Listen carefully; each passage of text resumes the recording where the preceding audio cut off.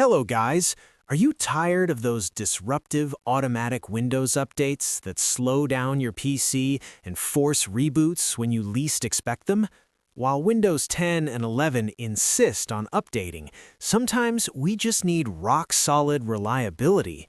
In this tutorial, I'll walk you through the precise steps to turn off Windows Update permanently, not just pause it. Let's dive in and reclaim full authority over your machine.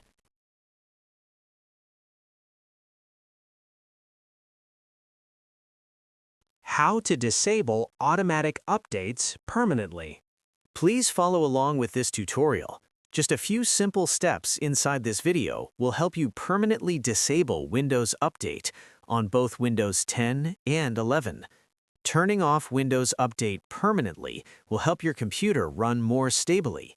Whenever you need to update Windows, we will show you how to easily turn the updates back on.